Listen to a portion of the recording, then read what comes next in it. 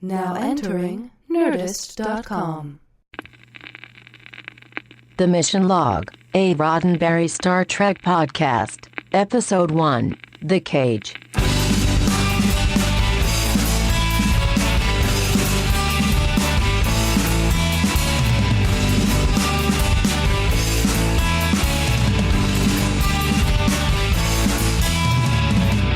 Welcome to the premiere episode of The Mission Log, a Roddenberry Star Trek podcast.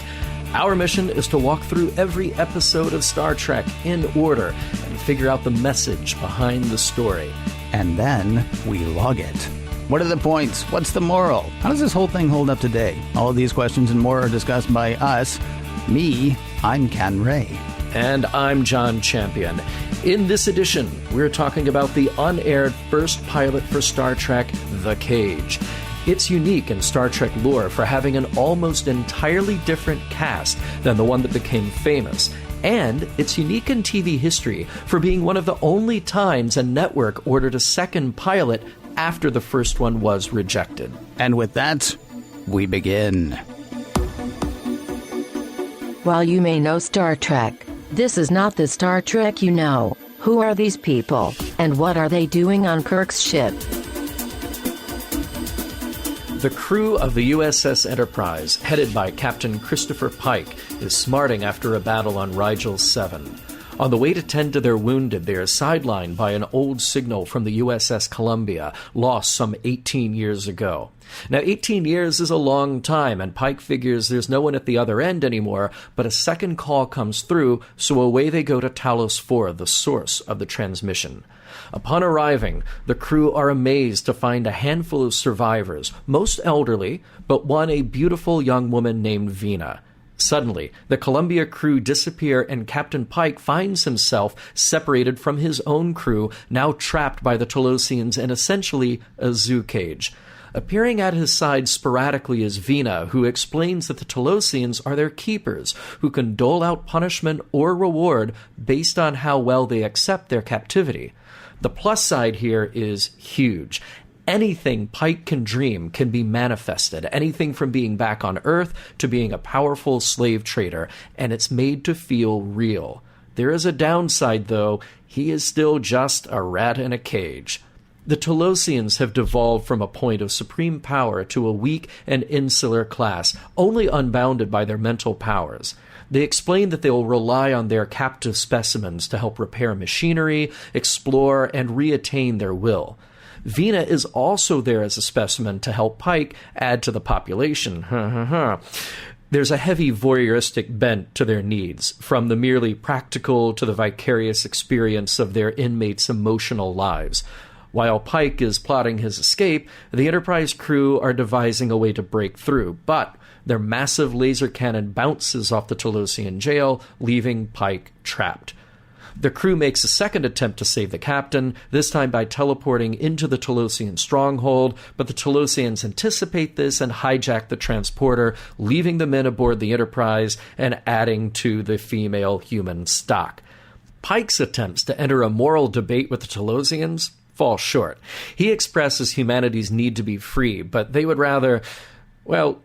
just rather he get along with the business of being in his cage and doing what they tell him to do. So agitated, Pike realizes that his violent, base emotions are too primitive for the Talosians to comprehend, and he does manage to make a leap and throttle one of his captors. Back on the surface, Pike's hostage now reveals that the laser cannon did break through, and in fact, much more of what has been occurring is mere illusion. The Talosians have also scanned the computers of the Enterprise and find, to their surprise, that humans don't like being in cages, even if they're really swank cages with fetching companions, great food and drink, or at least the illusion of it, and whatever surroundings they choose, provided they're willing to look beyond the fact that ultimately those surroundings are in a cage. Plus, the humans were about to kill themselves rather than being turned into well-treated slaves, so there's that too. In a final reveal, Vina is seen for who she really is, a haggard, misshapen version of herself who survived the Columbia wreck but couldn't be cared for by the Talosians. She's living her life only through the illusions provided to her. Are we sure the Talosians are that smart?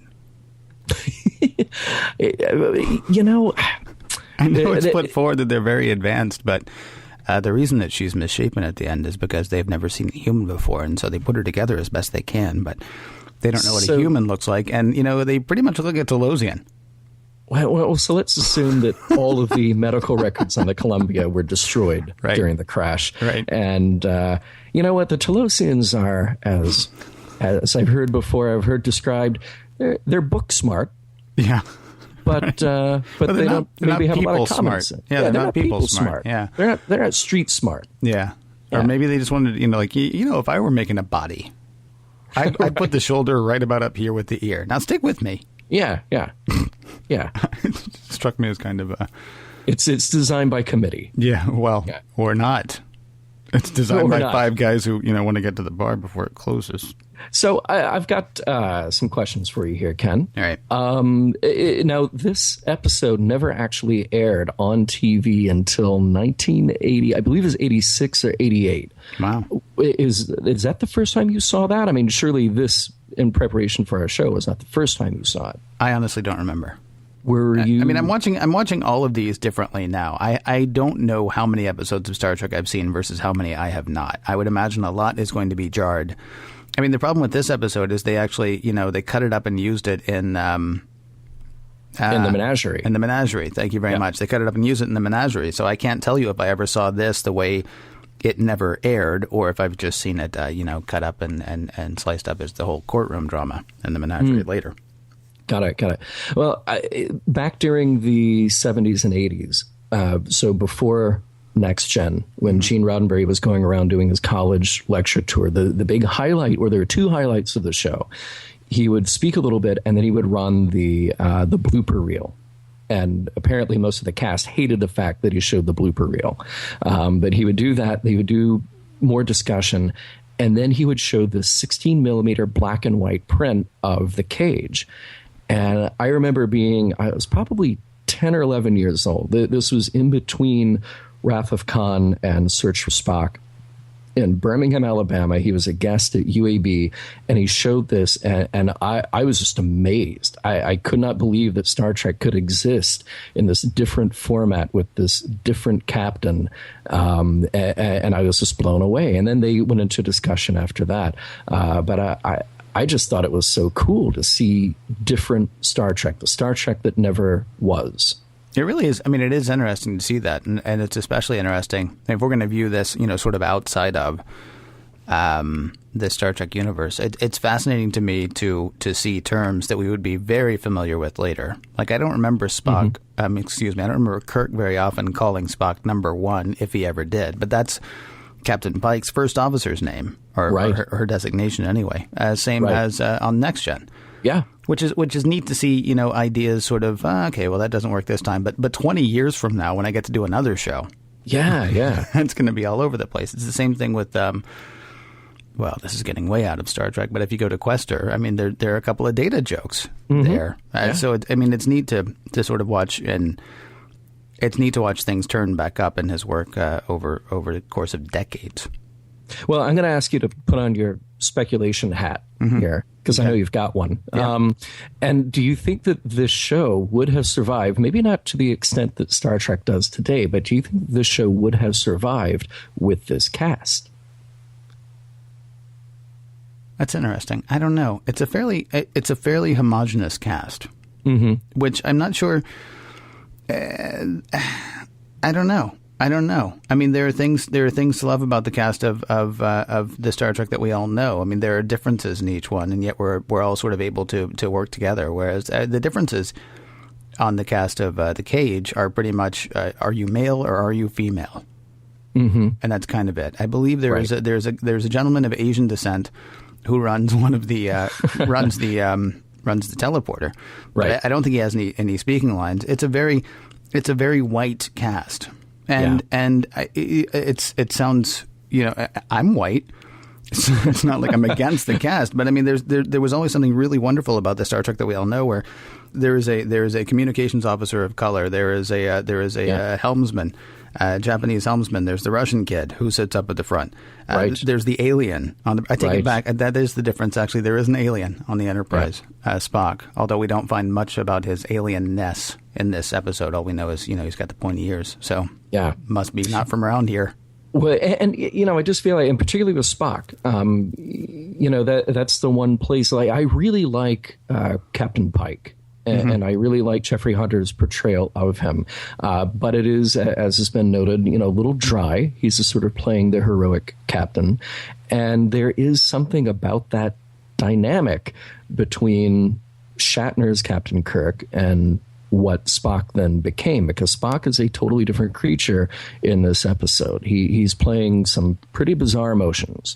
And there are all kinds of fans who love to retcon that into later Star Trek, including the J.J. Abrams 2009 Star Trek.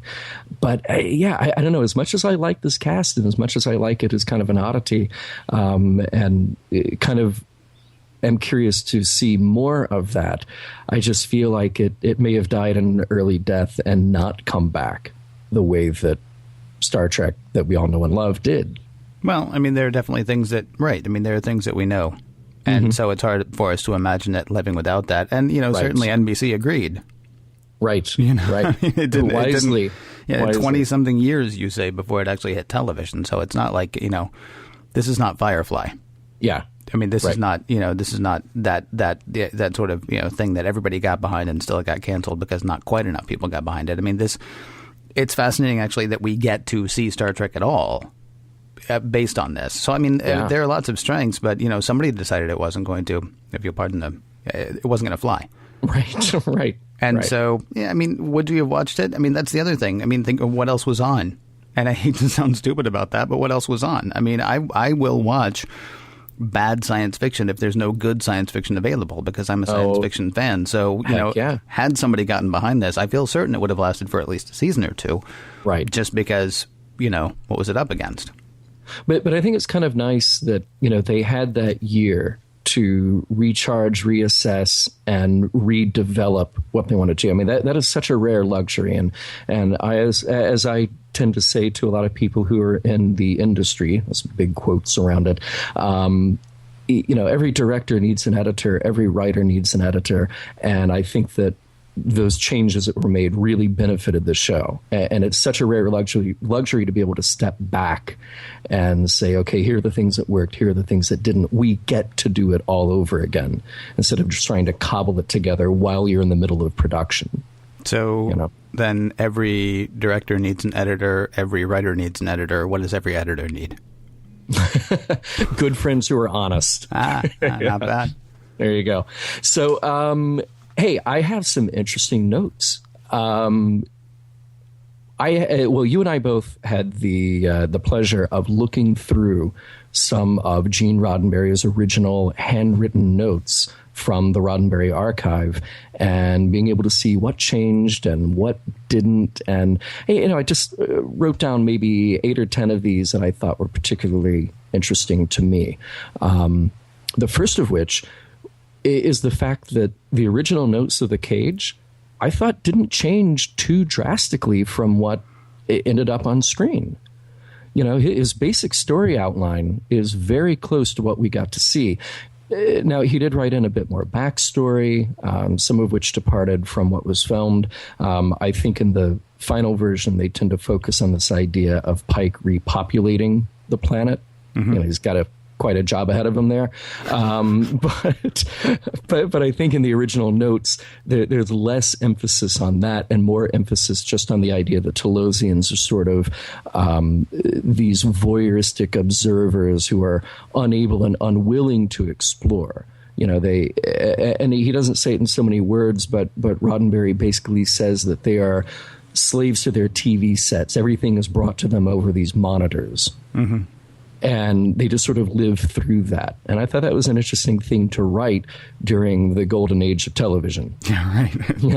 So I'm going to pitch a TV show. Okay, well, what's it about? Well, it's about how bad it is to watch television all the time. Right. Oh, good. Yeah, well, right. let's get episode 2 ready.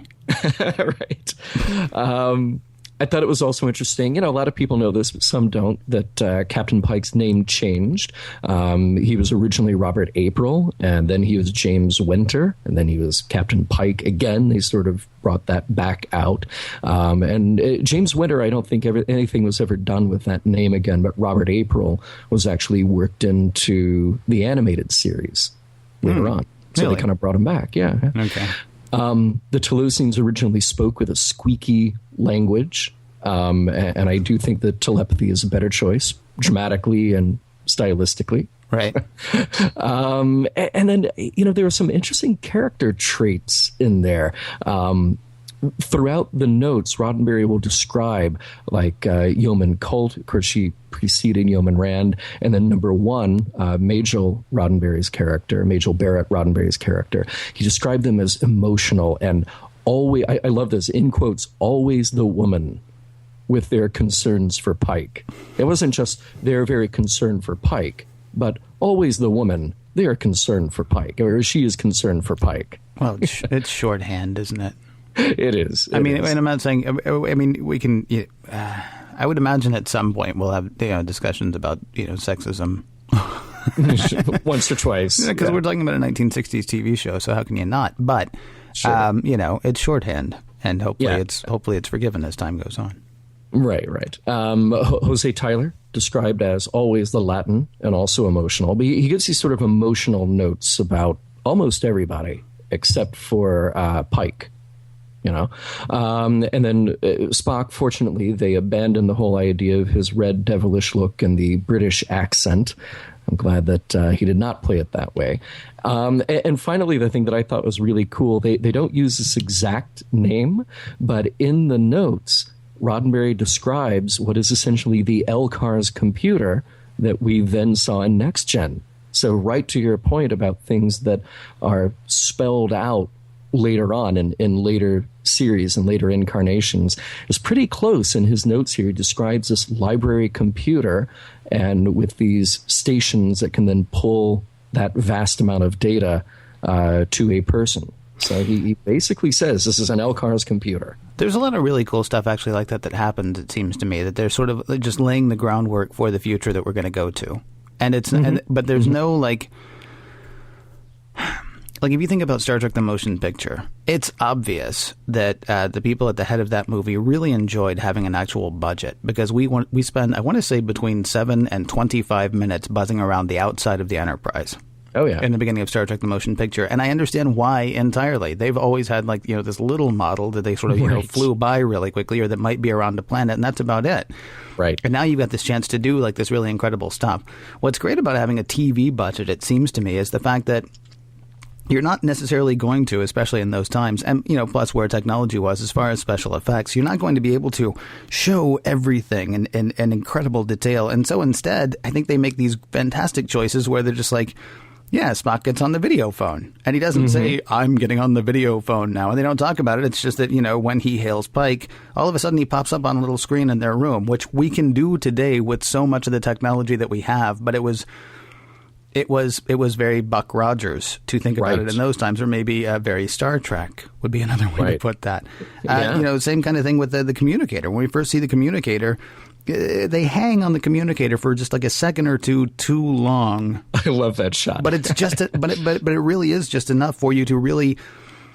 Because watching it 50 years later, I mean, I've got one in my pocket. I sometimes guest on a show called We Have Communicators that's all about the iPhone and the iPod. I mean, we've all got this stuff now. Right. But, in 1960, was it 4 or 5 when this was filmed? 5. In 1965, that idea was just, and he's just got it in his pocket. He's just laying that on the table. Oh, my God, I would put that, in velvet someplace, because how incredible is that technology? And so, I mean, it actually does a really good job. And again, to your hypothetical question, would you have watched this? I mean, if they kept throwing me stuff like that from time to time, sure. Are you kidding me? These guys walk around with lasers and communicators and things. Cool we only jackets. In cool jackets, yes. Although no red shirts. No, it's a much more muted color palette. The blue and the gold. I have no idea when I'm watching it who's going to die. Yeah. Because I'm not getting the visual cue of the red shirt. Right. Well, you mentioned Star Trek the Motion Picture, and one of the things about that movie is, again, they muted the color palette, and that very much looks like, not necessarily in style, in design, but this first pilot episode is playing down the colors, and then when they got picked up, everything got a coat of paint. Everything got the red rails and all that, and really pop on TV. And you do notice that when you're watching The Man Trap. I mean, if you go from watching The Cage to watching The Man Trap, which I did over the course of the past couple of days getting ready for these shows, you do notice that. But you know what? We're not watching The Man Trap today, so why don't we talk about watching that when we're watching that? Yeah. Right. I had a couple of notes as well that I thought we might want to talk about before we get into the heavy discussion. I like the fact that Pike is really conflicted in his conversation with Dr. Boyce. That's something that you never see in Kirk until later, until the movies, when it's a more mature Kirk. But Pike is really having second thoughts. He's had to watch his crew members die, and he doesn't want to be the guy who has to decide that anymore. So he has a heart-to-heart with the Doctor. And I thought it was a cool kind of out-of-step thing for a starship captain, particularly at that time. Well, it shows a maturity about about the idea of what space is going to be, right? Mm-hmm. I mean, this is not. I mean, not to keep referencing it, but I don't know who died in Buck Rogers who wasn't a bad guy. I mean, we very rarely had to see. Flash Gordon was never standing over the dead body of Dale Arden weeping. Right. I mean, we didn't have the kind of problems. I mean, usually in space, whether you want to call it science fiction or space opera, our heroes are heroes. They wear white hats, and the bad guys wear black hats, and they might die, or they might get taken away someplace, or they might escape to come back and fight us another time. And what's being presented, I think, with what happened on Rigel 7 and with Pike's conflict is this is a job. And sometimes it goes great and it's really fun, and sometimes it goes poorly, and sometimes it goes so horribly poorly that you just you want to chuck the whole thing. I mean, so that's not so much about a maturity in Pike versus Kirk, I think, as much as it's about setting up the idea that this is a gig. I mean, it's not as bad as working on the Nostromo, but it's a gig, and sometimes things don't go as well as you want. Right. You asked why the Telosians were so bad at putting Vina back together, and I just had to ask, are they really that blind to their own abilities? Like, clearly the whole slavery is wrong thing never entered into their development and evolution as a species. Somehow they got left out. But it's interesting that that's the only way that they have to get beyond themselves, is they have to have other people to help them out. It seems like if they can create these incredible things with their minds, and they can create and maybe repair the machinery that they have, but create ways to help them get out of their own limitations. But apparently it's forgotten how to do that. Right. You don't think that's a danger here? Yeah, well, I'm sorry. This is 100% a danger in the world that we live in today. I'm fairly certain. Well, yeah, okay. and maybe this is a horrible thing to say, but you watch which one is it? Is it the Smithsonian Channel or the Discovery Channel, or one of them has some show about the end of civilization, and it's not like the Mayan thing, and it's not like if we were hit by a meteor, but it's more like if everybody got sick, and and the 5 guys on the planet who knew how to run an electric generator were no longer there, or the 5 guys in your town who knew how to do that. Yeah, we're about 7 days away from anarchy. We're about 7 days away from being that big thing on Rigel 7. So I mean, to say, how could they not know? I mean, how could they know? I'm not 100% convinced that anything that physically happened on Talos actually happened, on Talos 4 actually happened, because it's all, mind bleepery, I call it. Right. I mean, I know what you're saying. They're bleeping with people's minds, man. And so I don't know, physically, I can't even tell.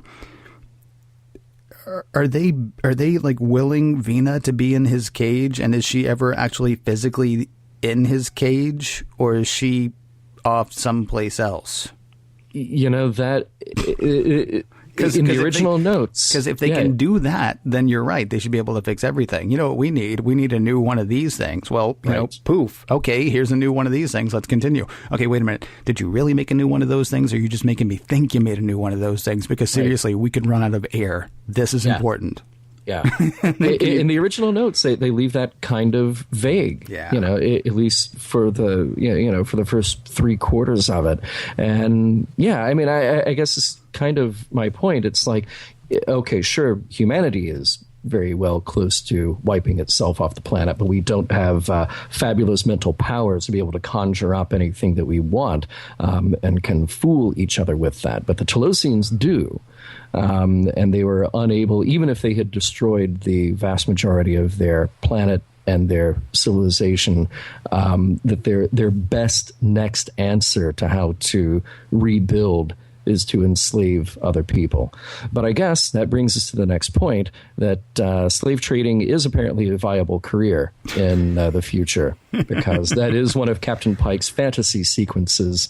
And he even discusses that with Dr. Boyce early on. Other way around.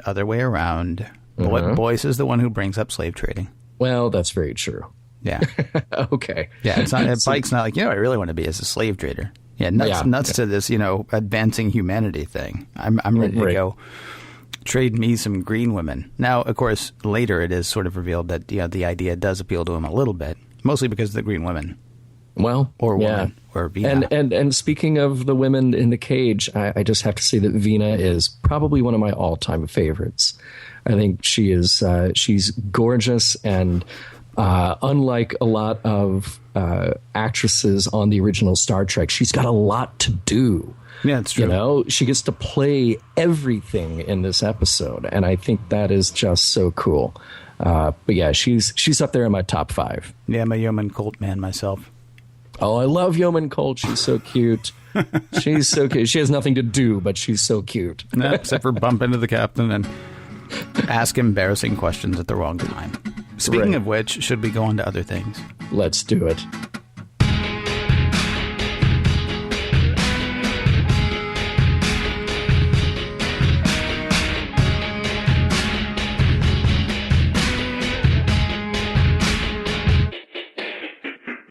While these characters may not be around for long, they may have a lot to teach us. What lessons can we learn from and take from the cage?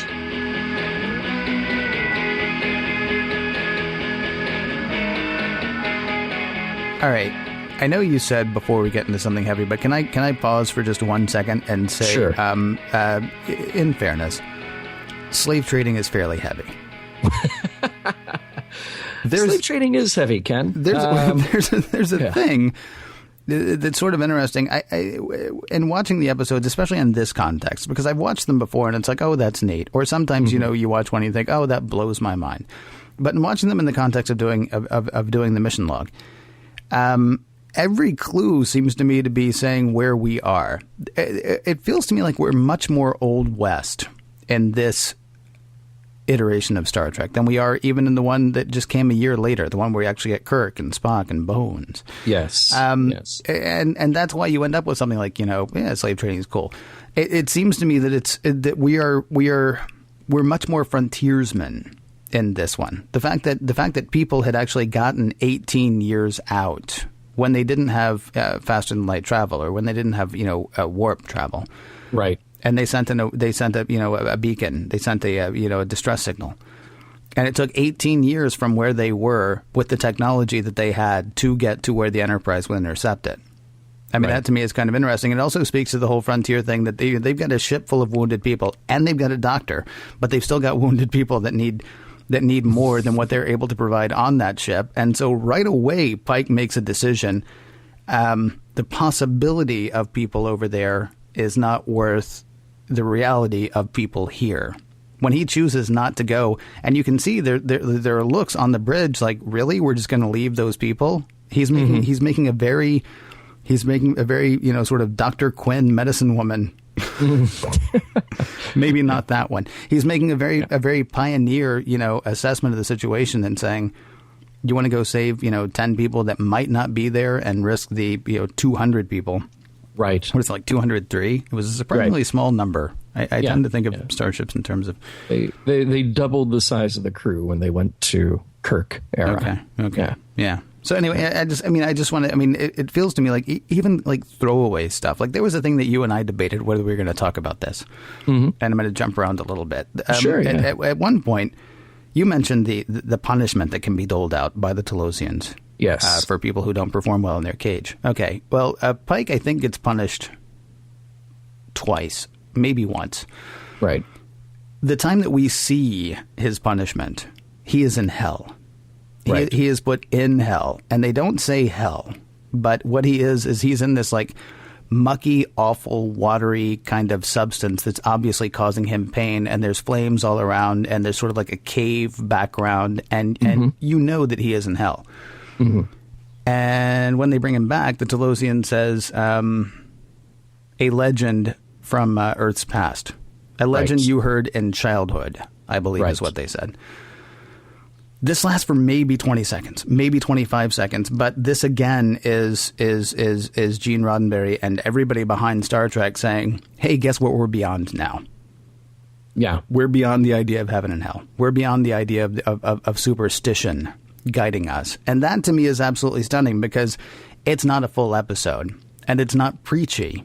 It is in fact the opposite of preachy. It is it's so minuscule. Yeah. And I think that's why it kind of passed by me as being really important, because I think somewhere in my mind, seeing that scene and registering what it is that is going on and what the Telosian says about it, I think sometimes I'm watching this going, well, what was going through the mind of the writer or producer at that time? Mm-hmm. And whether it's a clip like that or the idea of slave trading, I think that this is a sort of squeezing in a little thing to say, hey, this is different.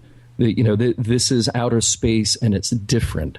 Whether or not we literally mean that the Christian concept of hell is wiped out from Earth or from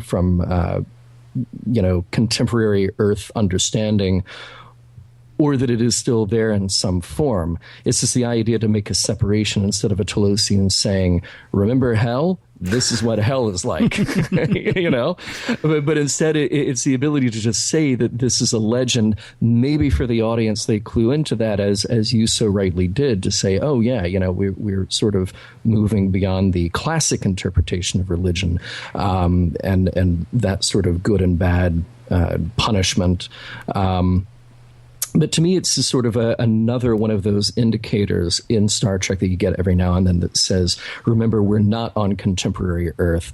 And this is a way that we can kind of use language and inference to drive that home.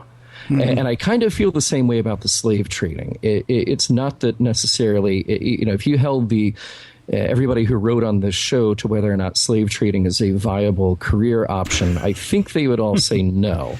Although some Hollywood producers may say yes. But I think they would all say no.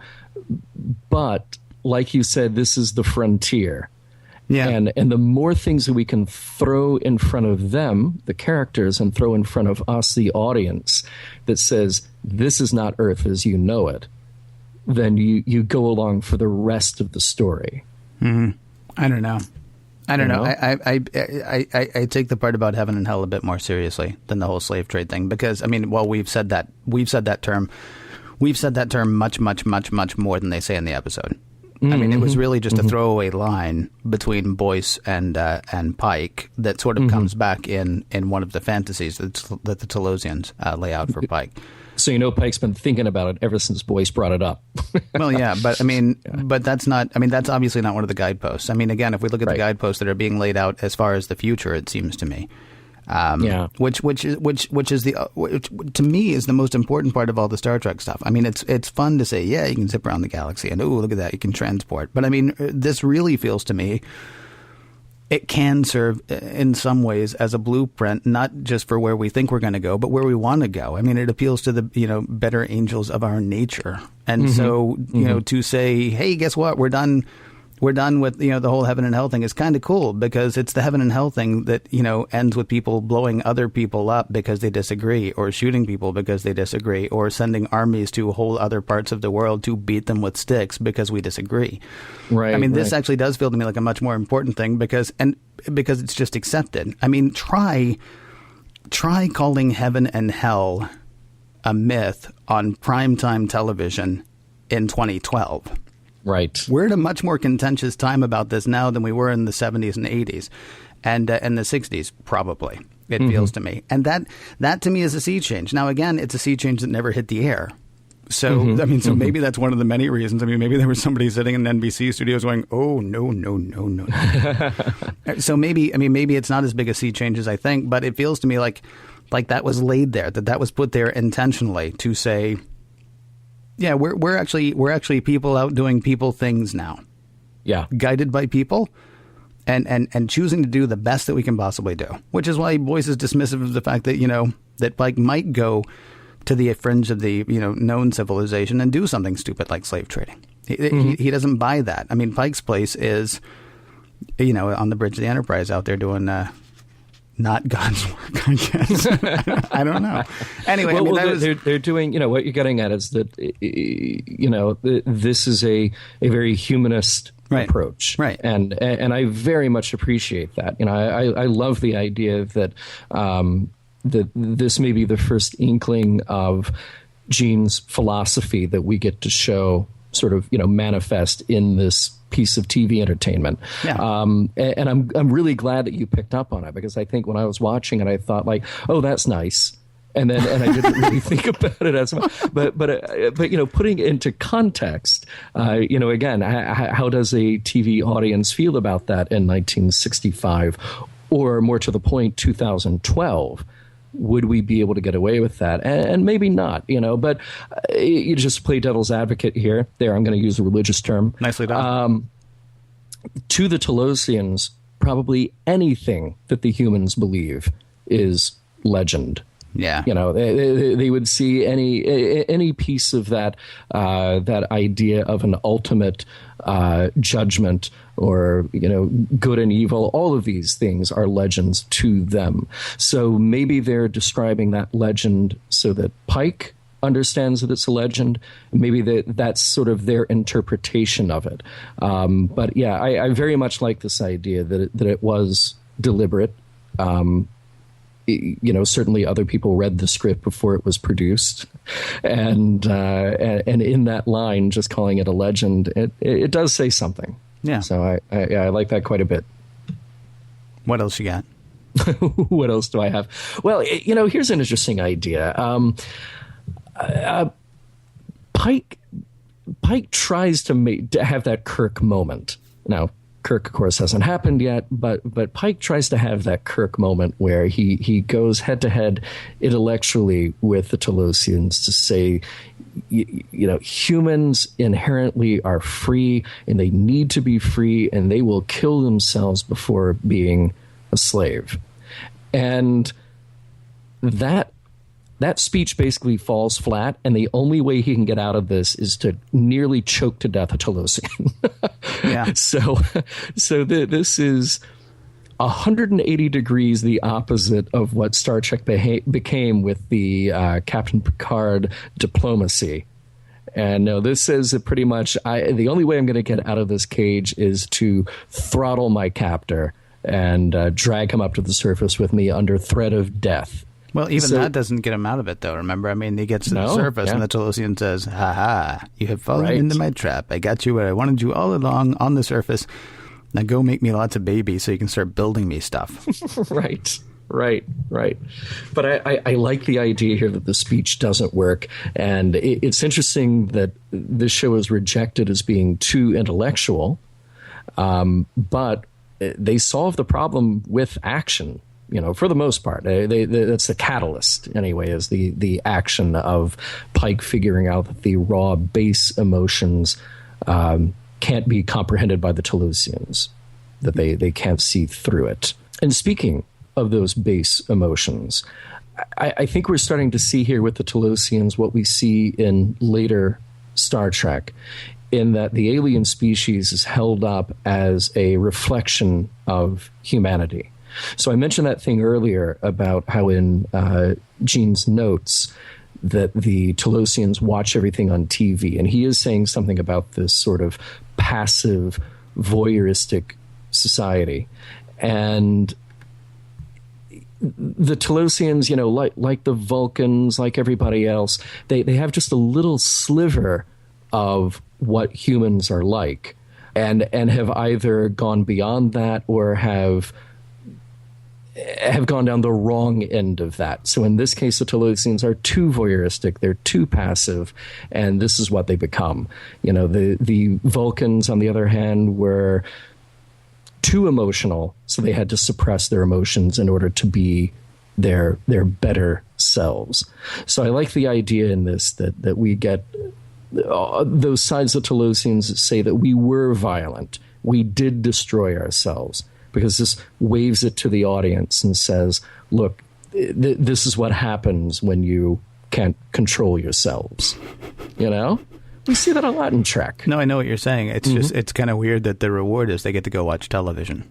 I mean, there's kind of a there's a bit of Telosian chauvinism about the whole thing, and I'm kind of amazed that Pike just lets it go. So when the Telosians say, and I think forgive me, I don't mean to argue with you the whole time, but I think this is why we do what we do. The action that you're missing, I think, is not the fact that he was willing to throttle the Telosian, but the fact that they were all willing to kill themselves. They get back up to the surface, and number one sets her phaser on overload. Pike actually arranges a deal. He's like, send two of the women back up to the ship. Let me know that the ship's okay, because the ship's in danger, which we, kind of, it's not an important part, so we kind of skipped over it. But the ship's in danger, and Pike says, all right, I'll stay here with Vina. Just send my two crew people, women, back up to the ship. And number one, rather than, go back up to the ship in safety and leave her captain, says something to the effect of it's wrong to raise a race of people just to be your slaves. And then she sets her phaser on self-destruct. And that, to me, that's the action, really, that sort of, and even that doesn't do it. The Telosian figures she's bluffing, and that's when they find out, again, to their surprise, that a gilded cage is still a cage and an abhorrent thing, right, to humans. The weird thing, though, is the Telosians. So then Pike says, we could set up some kind of trade deal. So, we'll build you your stuff and you can, live. And the Telosian says, no, because here's the problem. You guys would figure out our whole, trick of mind bleepery. And then it would ruin you the same way it ruined us. Because they have sort of this narcotic thing going on. And they're like, as far as living so vicariously is almost like a narcotic to them. And it's what has actually, sapped their will to live or their will to do, actually. They still want to live. They just don't know how. Right. At this point.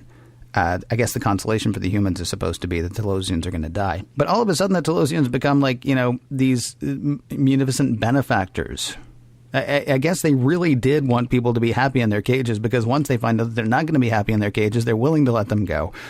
And then Pike says, well, we'll work some deal where you can live. And the Telosian says, no, this will destroy your race as well. So you go on, we'll be fine. Right.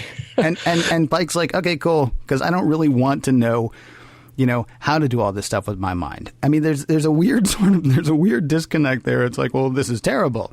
Well, let me help you. Well, no, it would be worse for you. Well, then I got to go.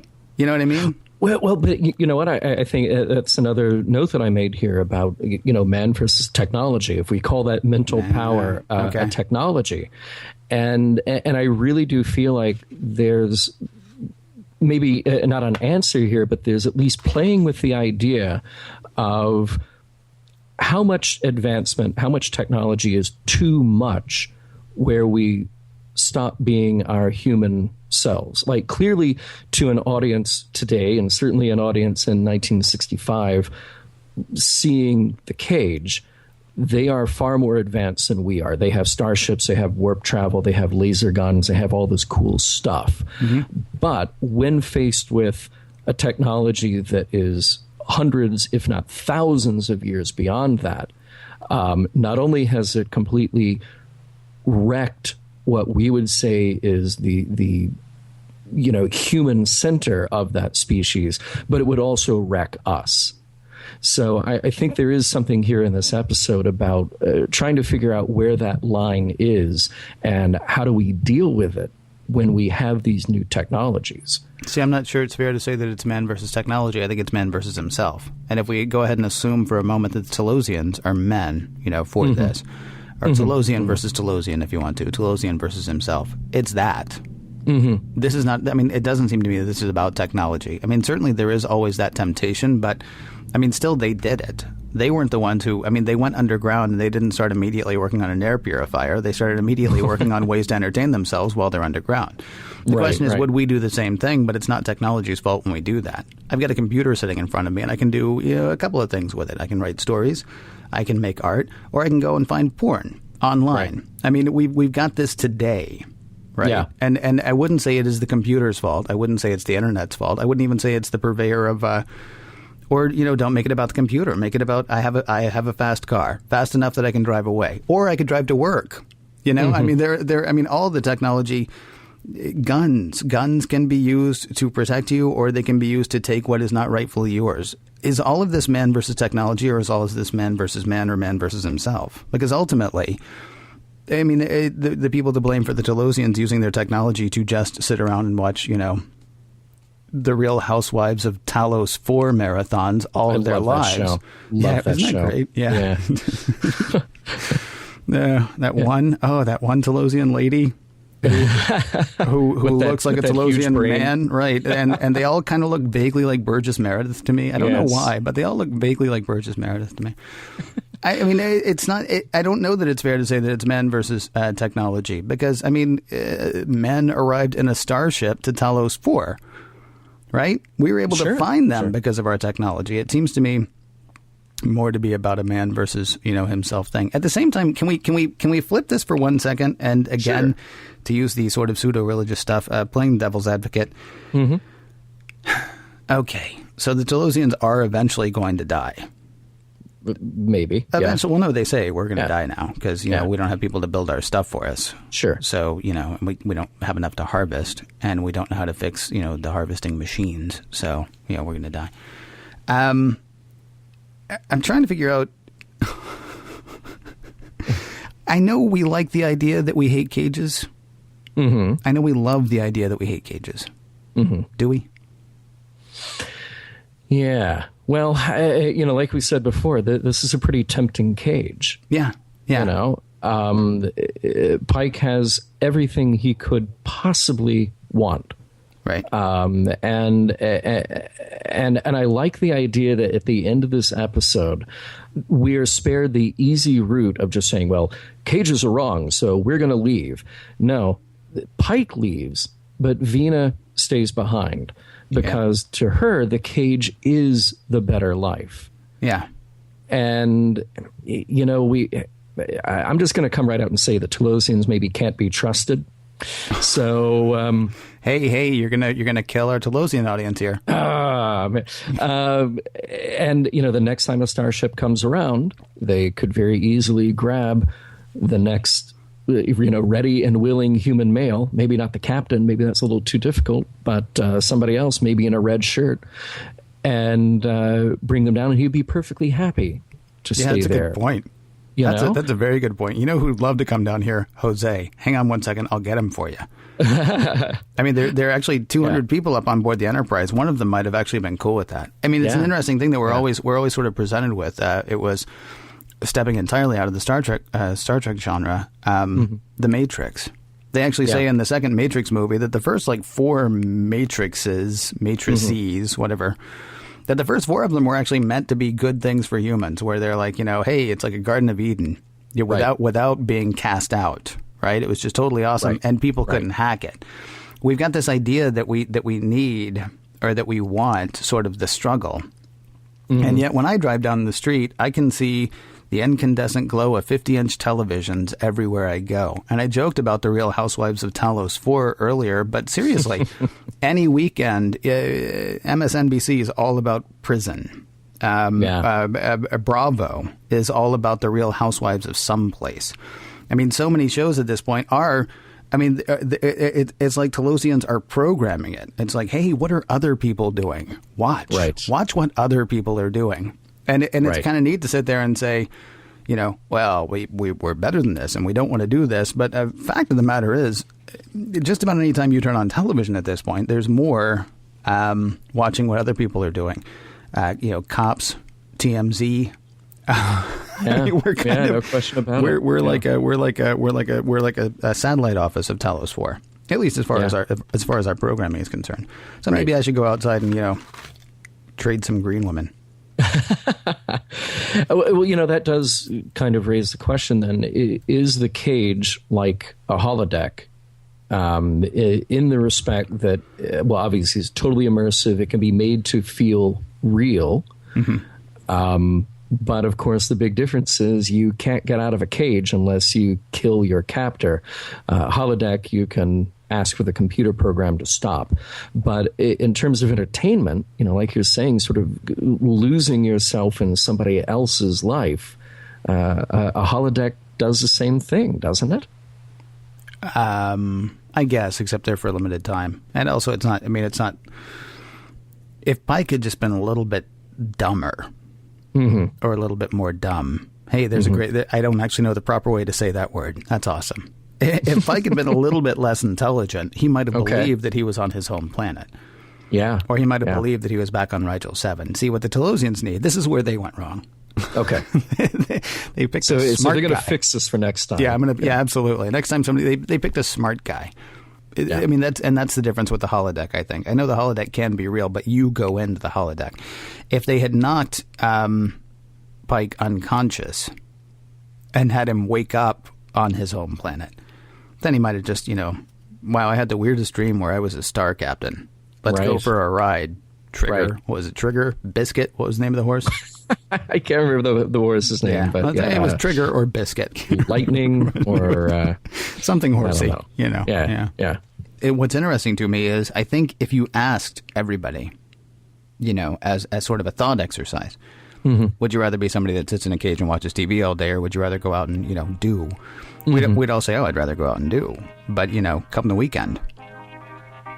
What do we actually do? If there's a game on, if there's a marathon of some show that we like or something like that, a lot of us, don't actually do. We'll just, watch the Real Housewives of Rigel 7.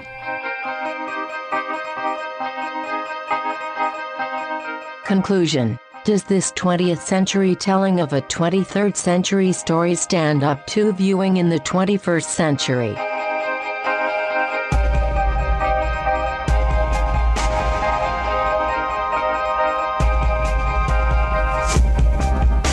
So there are a couple of questions that we tend to think we want to end with, and we'll see how things go as things go. But one of them is probably every week, does this episode stand the test of time from a production point of view? Let's not talk about the morals yet. Let's just talk about the show itself. What do you think of the sort of the production values of it? Well, I watched the remastered Blu-ray. Mm-hmm. And as we do the course of this podcast, I think I'll primarily stick with that. And I'm not sure which version you're watching, but it looks gorgeous. And it does look dated. Like it looks like a show that was made in the 60s. Hairstyles are different. The technology of building sets is different. But I'm seeing a very pristine version of that. And there's just so much detail. Like the bridge is beautiful. The hand props are gorgeous. So I think if you can watch it in that context, saying this is a really well done piece of, mid 20th century TV production, I think it does hold up. Yeah, I think it looks great. The lasers are fantastic. The the lasers are wonderful, and in a hand-drawn kind of way. I know when you get to, Battlestar Galactica didn't have lasers, but when you get to, like Star Trek The Next Generation or, things like that, mid-'80s and later, when you can just sort of generate lasers, from a computer, we'll just lay on the laser here and it'll be fine. I mean, there's really something wonderful about it. It honestly reminded me of Forbidden Planet. I was just thinking the same thing. That hand animated. There's something really artistic to that. Yeah. I mean, and because there's more of a concentration on color and there's more of a concentration on what it's going to look like. We don't have a button that we can push from a production standpoint and say, okay, we'll just drop in a laser there. I mean, somebody worked hard on that, and there really is. There's something. if you're a geek, as far as science fiction, both old and new, there's something beautiful about having to draw this destructive thing, having to really decide everything about exactly how that's going to look and exactly how it's going to react when it hits the wall, because there's no physical thing there. So it deciding that is really just really very pretty, really very pretty. And I have to say that even in HD, the Telosian makeup looks fantastic. It really does. Yeah, you can see a seam every now and then here and there, but the little bulges on their brains, the little veins pulsing. Yeah, when they start pulsing, that's really when they sold it for me. Yeah, yeah. Seriously, that's an attention to detail and also a level of acumen that it should be applauded even today, I think. Yeah, it looks so good. And another set that I liked quite a lot was Pike's quarters. It's a very different look from what we see for a crew quarters later on in the show. He's sort of casually lounging about, and the doctor brings him a martini in this leather medical case. But there's a real sort of like tactile feel to everything, and I like that quite a lot. So there's a lot of high production value here. It's rich with detail, even though it's TV in the mid-'60s. Now let's do the other one. Okay. Do the morals presented in this episode stand the test of time? Well, I'm going to say the slave trading as a career option does not. But, I think making a judgment here about, science fiction as a reflection of ourselves, and saying that it is wrong to just live vicariously through TV and captured entertainment as opposed to going out and doing, as you pointed out, is just as relevant today as it would have been 20 or 40 or 50 years ago. Maybe more so. Yeah. Maybe more so, because, when Star Trek was on, you had, 4 channels? Yeah. ABC, NBC, CBS, maybe PBS, and maybe, right, and maybe if you were in, like, a major metro, you might have had 1 or 2 other television stations. Right. And now I think mine goes up to 1,000. I don't have them all, but my cable box goes up to 1,000. Wow. Well, some of them don't have anything on them. But you know what I'm saying. You mean like all of them? They used to have, we used to play the national anthem at the end of the night, and that's how you knew you were up far too late. If you got to the part where they played the national anthem and television went off, then seriously, you've been up way too long. And so, as cautionary as that tale is, as far as the cage is concerned, it wasn't nearly the option that it is today. Yeah. And so it actually, I think you're right. I think it actually, that moral probably carries more weight today than it would have in 60. Yeah. I think there are other touchstones within this episode that may or may not be good points of discussion, like going back to what you said about hell as a legend and all these. I think those are good topics that we always will debate, and we always will continue to debate. But the central theme here that really stuck with both of us about TV and sort of losing your physical ability, your human vitality, all of that. I think Gene Roddenberry is very prescient with this episode. Now, I will say, if we ever get really good virtual reality, I reserve the right to change my answer. You were just going to lose you to the holodeck. Yeah, see you later. I got to go. You kidding me? I'm hanging out with Claudia Schiffer and that other chick. I don't know. It's a horrible thing to say. I think that's a debate as well that will go on forever. But I think, most of us won't be having that debate. Yeah. I think the second who was it? I said Claudia Schiffer earlier, but I believe it was either Bill Maher or Dennis Miller, and I don't normally confuse them. But one of them said when they first heard about virtual reality that they have seen the end of civilization. And what it boiled down to was when you can do, let's say, what the Telosians wanted Pike to do with Vina, with whomever you want, whenever you want. Right. Society's done. You got like another week. at that point. So, I mean, it's actually, I guess, maybe it's something to guard against, or maybe maybe you just need to be mindful of whether you're the Telosian or the thing in the cage. Which is such a downer way to end, isn't it? Well, but, it's no lie to say that industry, the adult industry, has pushed a lot of technological advancement, and maybe the internet as we know it would not be here as it is if it weren't for dude, I'm not just talking about porn. We'd watch cartoons. I hate to be and I'm not even talking about pornographic cartoons. I mean, you know, I'd watch the Max Fleischer Superman Popeye marathon. It's beautiful, and I could totally get lost in that too. This really is a downer way to, but everything's going to be fine, kids. So, but you know what? But what's so cool about, and I will turn this around, and I will give you kind of the positive ending here. What's cool about this episode, and what's cool about Star Trek, and I think why we're doing this show, is that ultimately, Captain Pike makes the right choice. And ultimately, Pike is able to see the difference between the falsehood of the fantasy and the difficult but more acceptable reality. And I think that's what Star Trek tries to do very often. It's to sort of like reinforce and reinvigorate the idea of that human drive. For exploration, for being better than oneself. So, and even if they truly are all better than we are in our day-to-day lives, it kind of says, hey, this is something to watch out for. We don't want to become that species, that race. You're right. I get caught up in being a little bit of a gloomy Gus, but I was just saying earlier, I mean, the cool thing is they are laying out for us, we're going to have all this technology without spelling it out for us, that we may in fact move past the whole idea of being guided by the idea of heaven and hell, which again they don't hammer that home. It's just sort of like, I mean, that's part of the scenery, right? And certainly part of the scenery is in the end we make the right choices.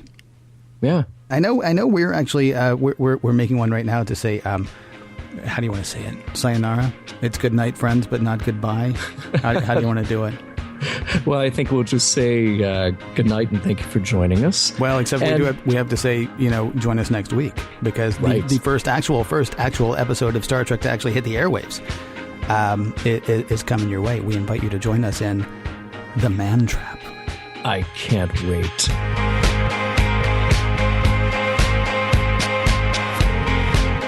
Some of the music for the mission log provided by Warp 11, online at warp11.com, and from the album Messages by Key Theory, free to download at kitheory.com.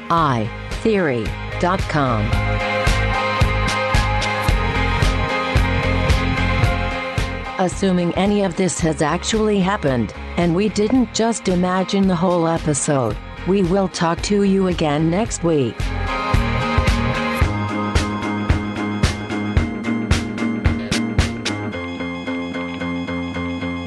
End transmission.